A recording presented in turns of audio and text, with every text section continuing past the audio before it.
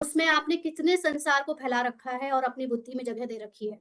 तो ये इतने सारे लोगों के बारे में जानना, मिलना, सुनना और मिलते भी हैं फिज़िकली जब आप बहुत सारे लोगों के साथ आए दिन किटी पार्टी, आए दिन कोई ना कोई संगठन, कोई ना कोई भक्ति का कुछ ना कुछ चल रहा है, उसमें भी जा रहे हैं। तो आपके मन में इतने सारे लोगों के विचार चलते हैं, इतने सारे लोगों के थॉट्स आते हैं, तो आप कैसे समेटोगे? आप तो आपके अंदर सतो प्रधानता कैसे आएगी? आ ही नहीं सकती। जब तक आप अपने मन को कम से कम लोगों के बारे में सोचने के लिए समेटोगे नहीं, आपको आपके थॉट्स कम होंगे नहीं, आप उस जो साइलेंस की अवस्था है वहाँ पहुँचोगे नहीं। इसीलिए बाहर का बहुत ध्यान रखना होता है हमें, है ना? हम ये सोचे कि बाहर हम सब कुछ करते रहें और वैसे ही पहले की तरह और अंदर से हम सतोप्रधान बन जाएँगे, it is not going to happen. You have to तभी तो सन्यासी लोग भाग जाते हैं ना सब छोड़-छाड़ के।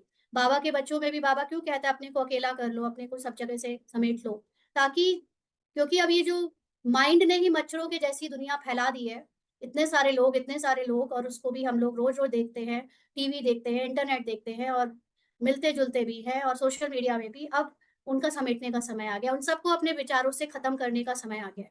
और यही लोग आपके विचारों से खत्म होते हैं, माना वो dot, dot, dot, dot, dot, dot जो विचार इतने सारे, वो जैसे-जैसे वाइप आउट होते जाएँगे, खत्म होते जाएँगे, आपके अंदर ही आपको दिखता जाएगा कि now you are living in a different world.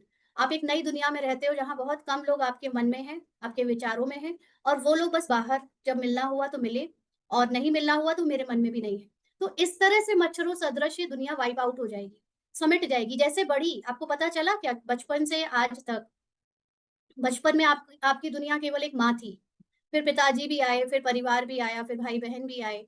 फिर ऐसे बढ़ते-बढ़ते आज मल्टीपल होकर आप लिस्ट बनाने बैठो तो पता नहीं कितनों की लिस्ट बना लो, है ना? और याद आते ही जाएँगे, आते ही जाएँगे। जैसे मच्छर आते चले जाते हैं, दरवाज़ा खोल दो तो, है ना? आपको पता नहीं चलता कितने आ गए। तो ऐसे ही संसार इतना बढ़ जाएगा। अब अगर समेटना है आपको तो उनको एक-एक को किल करने के लिए आपको अब ये तो नहीं सोचोगे कि मैं किसको किल करूँ, अपने अंदर से खत्म करूँ, बट आप किसी और चीज़ को याद करने लग पड़ोगे, अपनी साइलेंस को याद करने लग पड़ोगे, तो ये जो आपके मन में इतने सारे लोग बैठे हुए हैं, जिनके बारे में आए दिन सोचते ही रहते हो, कभी किसी के बारे में, कभी किसी के बारे में, वो सोचना बंद हो जाएगा।